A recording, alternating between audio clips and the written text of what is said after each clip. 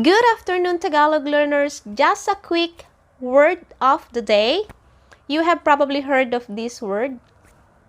KAKO. KAKO. Wala kako. Meron kako. I said in Tagalog is sabi ko. Sabi ko.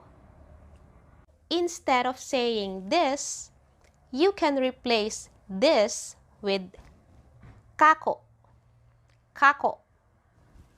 Do you have a pen? Wala. What did you say? Do you have a pen? In Tagalog, instead of saying wala, sabi ko, I said. Wala sabi ko. I said, I don't have a pen. You can say, wala kako. Wala kako. What's your name? Iska.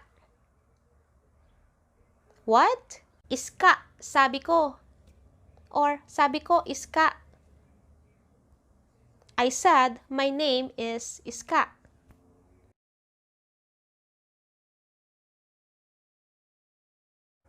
Iska, kako. Iska, kako. Hindi. Hindi, kako. Hindi, kako. Ayaw mo ng mga tsokolate? Ayaw mo ng mga tsokolate? Gusto ko. What? Gusto ko, kako. Gusto ko, kako. And that's all guys for our quick Tagalog word of the day. Kung hindi nyo pa napanood at gusto nyong panoorin yung iba pang nakaraang Tagalog word of the day videos, makikita nyo po sa aking YouTube channel.